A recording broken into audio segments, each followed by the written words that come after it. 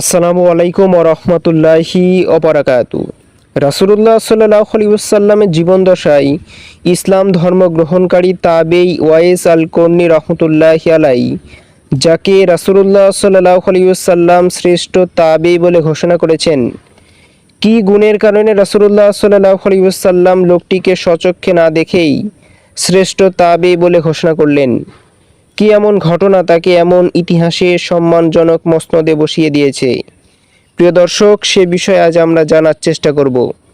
Abu Omar wise ইবনে আমির ইবনে juice ইবনে মালিক আল কর্নী আল মুরাদি আল ইয়ামানি, তিনি ছিলেন প্রসিদ্ধ একজন দুনিয়া বিমুখ আবেদ, বিশিষ্টই আল্লাহ ভীরু তাবেঈ। রাসূলুল্লাহ সাল্লাল্লাহু আলাইহি ওয়াসাল্লামের যুগে ইসলাম ধর্ম গ্রহণ করেও প্রিয় নবী সাল্লাল্লাহু আলাইহি ওয়াসাল্লামের সঙ্গে দেখা করতে পারেননি, কারণ তার বৃদ্ধ মায়ের খেদমত করতে গিয়ে প্রবল ইচ্ছা থাকা সত্ত্বেও তিনি রাসূলুল্লাহ সাল্লাল্লাহু আলাইহি ওয়াসাল্লামের সঙ্গে সাক্ষাৎ করতে পারেননি, যার কারণে নবীজির যুগে ইসলাম ধর্ম গ্রহণ করেও তিনি সাহাবী হতে পারেননি।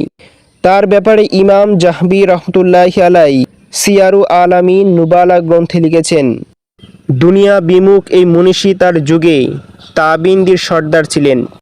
তিনি ছিলেন মুত্তাকি আল্লাহর ওলি এবং একনিষ্ঠ বান্দা। ওয়াইস আল কর্নী রহমতুল্লাহি আলাইহি এমন এক তাবেঈ ছিলেন যে তাকে অনেক বড় বড় সাহাবী না দেখেই চিনতেন, কারণ তারা রাসূলুল্লাহ সাল্লাল্লাহু আলাইহি ওয়াসাল্লামের কাছে তার নাম শুনতেন। এ কারণেই ইমাম মুসলিম রহমতুল্লাহি আলাইহি তার মর্যাদা সম্পর্কে শরহে মুসলিমের মধ্যে একটি অধ্যায় নির্ধারণ করেছেন। তাতে তার সম্পর্কে তিনি বিভিন্ন হাদিস উল্লেখ করেছেন।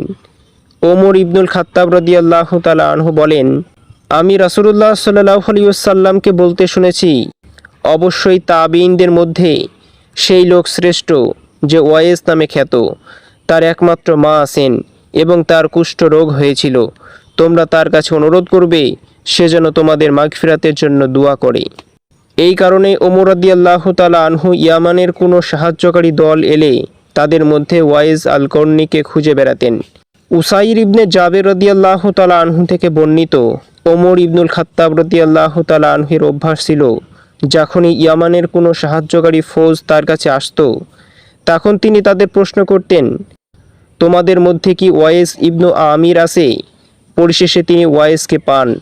তখন তিনি বললেন, তুমি কি ওয়াইস ইবনু আমির? তিনি ওয়াইস বললেন, জি। তিনি প্রশ্ন করলেন, মুরাদ গোষ্ঠীর কারান গোত্রের কি না? তিনি বললেন, জি। জানতে চাইলেন, তোমার কি কুষ্ঠরোগ হয়েছিল এবং তা নিরাময় হয়েছে শুধু 1 দিরহাম জায়গা ছাড়া? তিনি বললেন, জি। প্রশ্ন করেন, তোমার মা আছে কি? তিনি বললেন, জি, অবশ্যই আছে। তখন ওমর রাদিয়াল্লাহু তাআলা আনহু বললেন, আমি রাসূলুল্লাহ সাল্লাল্লাহু আলাইহি ওয়াসাল্লামকে বলতে শুনেছি, তিনি বলেছেন তোমাদের কাছে মুরাদ গোষ্ঠীর কারান বংশের ওয়াইস ইবনে আমির ইয়ামানের সাহায্যকারী দলের সঙ্গে আসবে।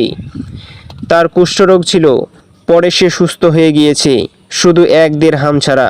তার মা রয়েছেন, সে তার প্রতি অতি সেবা পরায়ণ। এমন লোক আল্লাহর উপর শপথ করে নিলে আল্লাহ তা পূর্ণ করে দেন। সুতরাং তুমি যদি তোমার জন্য তার কাছে মাগফিরাতের দোয়া প্রার্থনার সুযোগ পাও তাহলে তা করবে। কাজে আপনি আমার জন্য মাগফিরাতের দোয়া করবেন। তখন ওয়াইস কর্নী তার মাগফিরাতের জন্য দোয়া প্রার্থনা করেন। ওমর রাদিয়াল্লাহু তাআলা আনহু তাকে একটি চাদর হাদিয়া দেন।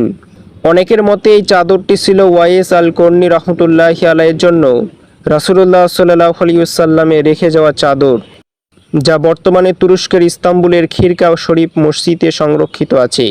ওয়াইস ইবনে আমির রহমতুল্লাহি আলাইহি ছিলেন মূলত ইয়ামানের বাসিন্দা, কিন্তু তিনি পরবর্তী সময়ে কুফায় চলে যান এবং সিফফিনের যুদ্ধে আলী রাদিয়াল্লাহু তাআলা আনহুর সঙ্গে ছিলেন।